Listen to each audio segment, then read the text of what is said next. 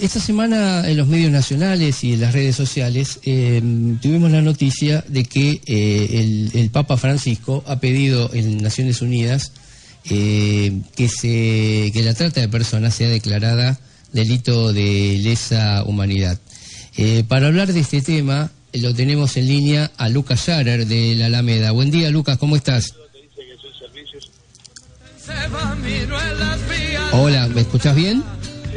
Escucho. Ahí está, ahí te estamos dando un poquito más de retorno. ¿Cómo estás, Lucas? Bien, bien, muy bien, gracias por llamar, Jorge. No, por favor, contame un poquito, estás terminando un acto, me contabas. Sí, estamos, vos sabés que bueno, la tragedia de ferrocarril de 11, el Sarmiento, aquel choque que fue impactante, ¿no? El 22 de febrero, si mal no recuerdo, de 2013, que estaba en pleno juicio, justamente la masacre que fue esta masacre ferroviaria, donde está sentado Schiavi, Jaime, distintos funcionarios kirchneristas, además de los hermanos Irigliano, los empresarios que dirigían el tren Sarmiento, que tenían la concesión.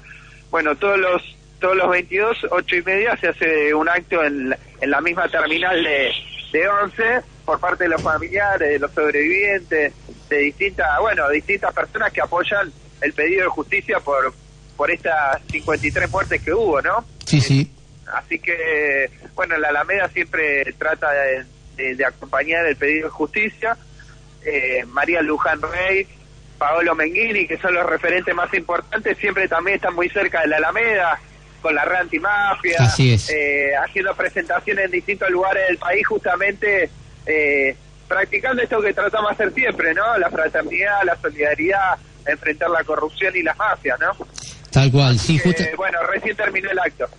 Justamente el tema de la red antimafia, los familiares de la tragedia de 11, junto con la Alameda y otras organizaciones y personalidades como nuestra querida monja Marta Peloni, integran esa organización.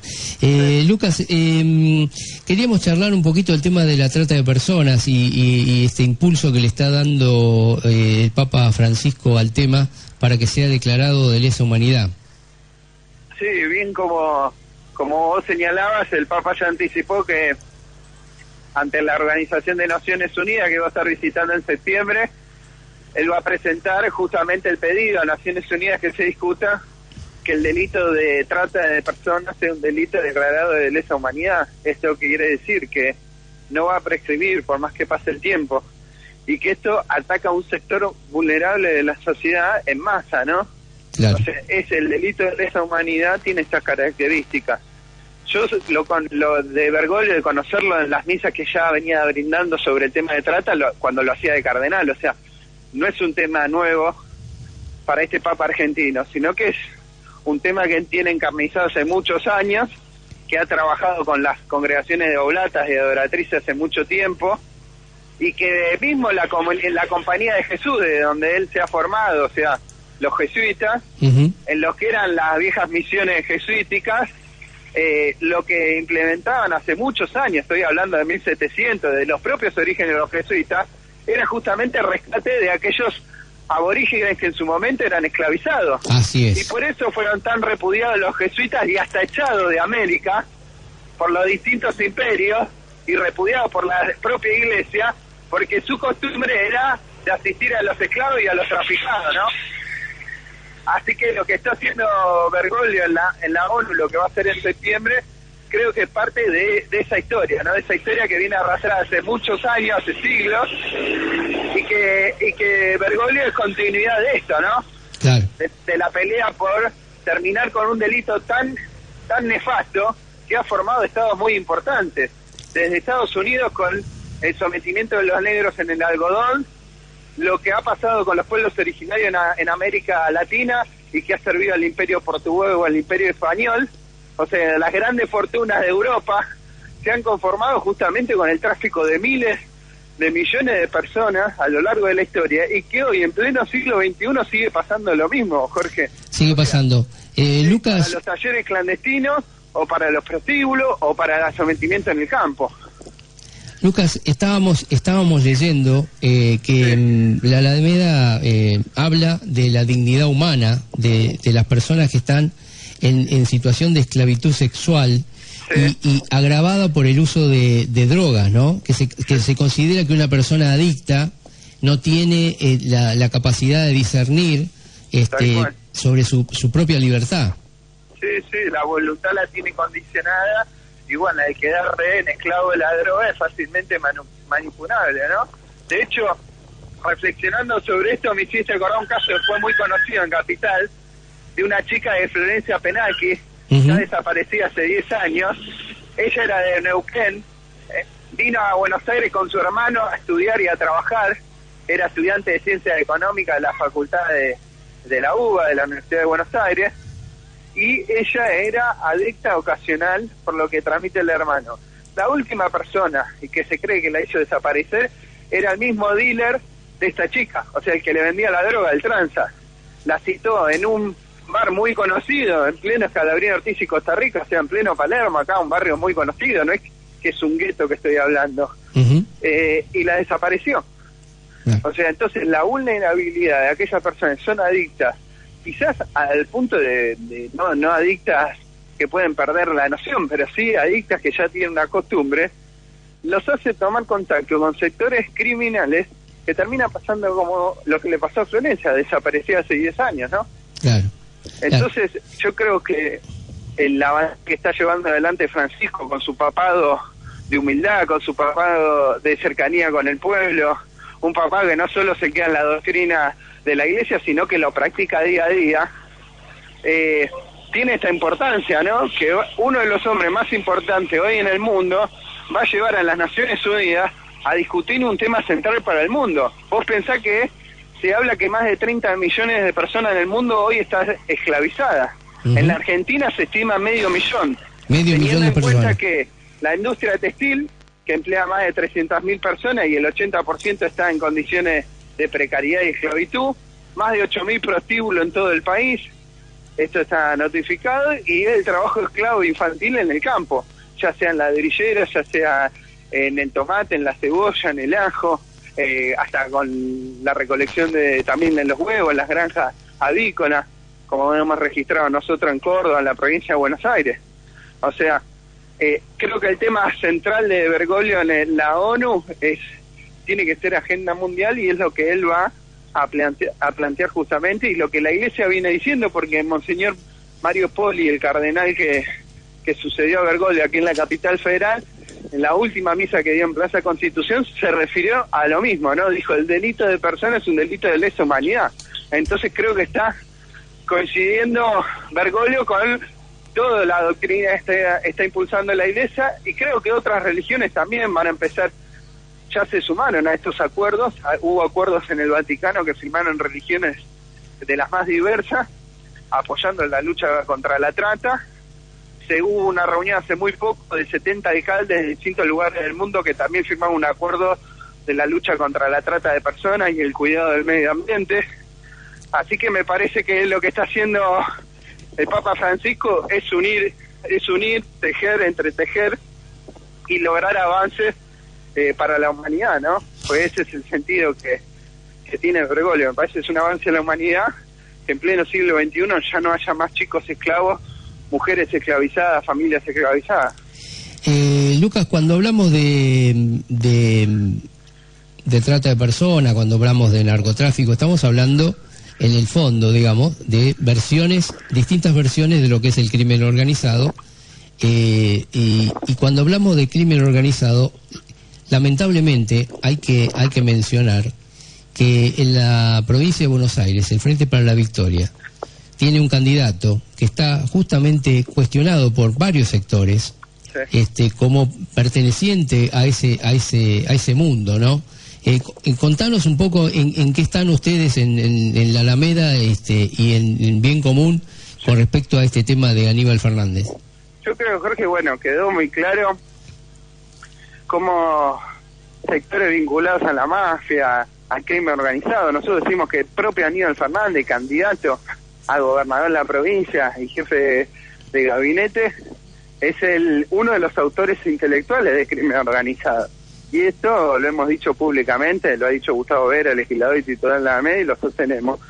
Y creo que queda demostrado en San Antonio de Areco cuando ve uno que el candidato justamente de Aníbal Fernández allí en San Antonio de Areco son aquellos que estuvieron vinculados y respaldan todavía a Angelina Zapico, alguien que se encuentra procesada por el delito de trata de personas, que ha sufrido allanamiento en su propio domicilio, en los locales de su propia propiedad, que ha reconocido ella misma que en esos bares de su propiedad, de ella y de su familia, se ejercía la prostitución, o sea que reconoció el delito.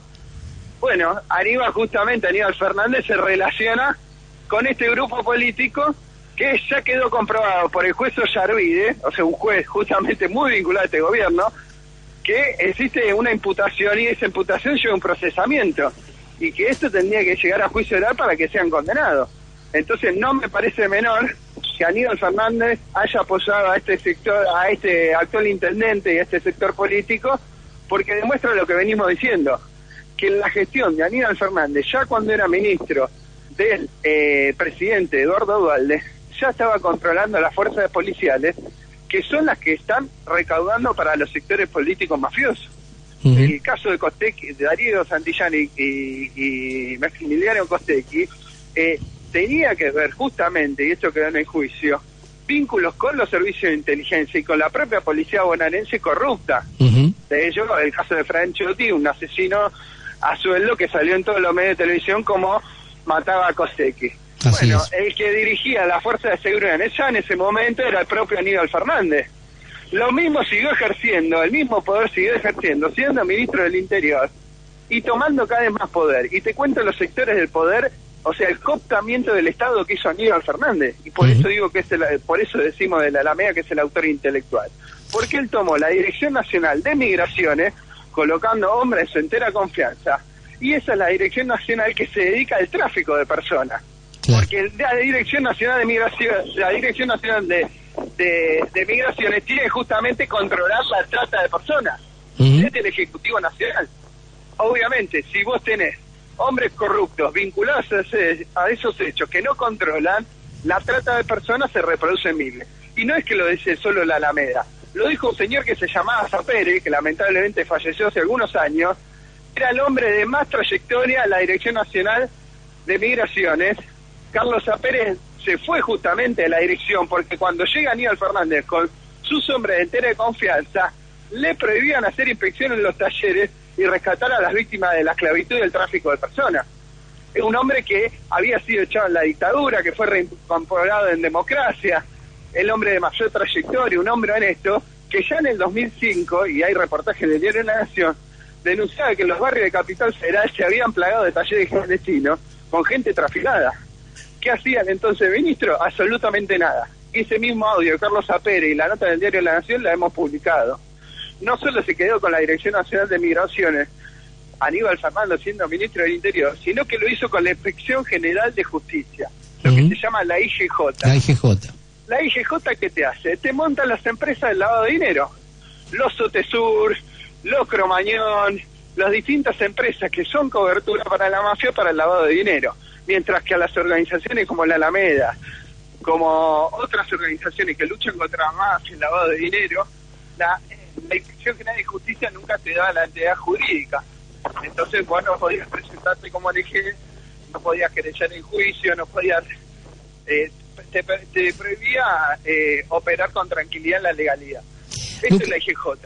Lucas, estos estamos... mecanismos, además de la propia policía, es que Aníbal Fernández se ha multiplicado la producción de cocaína, y esto lo estamos dejando en evidencia el día lunes. Te doy una primicia, Jorge. Sí. Estamos presentando el libro Laboratorios Narcos.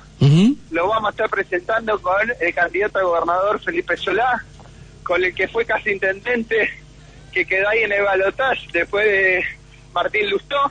También va a estar presente, que todavía es diputado nacional y líder del bloque ECO. Va a estar el senador Pino Solana por Proyecto Sur, Julio Piumato, secretario de Derechos Humanos de la CGT, y Gustavo Vera. En esta presentación vamos a hablar de la herencia que recibió Nilda Garré cuando asume el Ministerio de Seguridad, a partir de una investigación que hace Jorge Rodríguez. Jorge Rodríguez era un asesor de la ministra Nilda Garré, que lo que hace es auditar a las comisarías cuando llegan en el 2011, auditar a las 19 comisarías a los narcos que se habían instalado en el Bajo Flores. ¿Qué comprobó Jorge Rodríguez? en esos 2 años y medio, que existe una maquinaria corrupta de recaudación ilegal en las 53 comisarías de la capital federal, y que esto permitió que se instalaran 10 laboratorios de producción de cocaína de alta calidad, que está protegido por más de 300 hombres armados en la nacionalidad peruana, muchos de ellos con formación militar en la policía peruana o en el mismo Sendero Luminoso. O sea, estamos hablando de hechos muy concretos respecto de lo que fue Aníbal Fernández como jefe de gabinete, ministro del Interior, ministro de Seguridad, de Justicia y de Derechos Humanos en la era kirchnerista. Lucas, para ir cerrando, me decías que existe la posibilidad de que en algún momento nos visiten aquí en San Antonio de Areco. Yo creo que seguramente antes de que se hagan las elecciones estaremos visitando San Antonio de Areco para que lo que hoy yo te estoy transmitiendo en la radio y están escuchando tus oyentes sea algo muy conocido por la gente de San Antonio de Areco y por otros pueblos, ¿no? Nuestra idea es justamente dejar en evidencia quién es Aníbal Fernández, contarle a los bonaerenses la peligrosidad que tiene llevar a gobernador a un hombre que, como te acabo de mencionar, ha manejado los resortes del Estado Nacional justamente para beneficio de grupos organizados criminales y no justamente para hacer justicia y para cumplir con la Constitución. Entonces nuestra idea es recorrer los pueblos y San Antonio de Areco es uno de los principales, ¿no? Era en referencia a lo que te decía al principio de la nota. Creemos que San Antonio de Areco es importante transmitir esto a la población y que lo escuchen y lo vean de primera mano nuestra. Así que cuando estemos por allá, por supuesto lo vamos a informar. Lucas, te agradecemos muchísimo la comunicación y a disposición para cuando necesites tener comunicación con la gente aquí en San Antonio de Areco. Bueno, muchísimas gracias y bueno, saludo a todos los vecinos de San Antonio de Areco que sufrieron las inundaciones, que bueno, acá hubo en Capital mucha solidaridad para los inundados, en colegios, en clubes, en ONGs, así que bueno, todo el saludo de la Alameda para aquellos que sufrieron la inundación y que sigan para adelante. Muchas gracias. Lucas Schaller, de la organización No Gubernamental La Alameda, que conduce Gustavo B.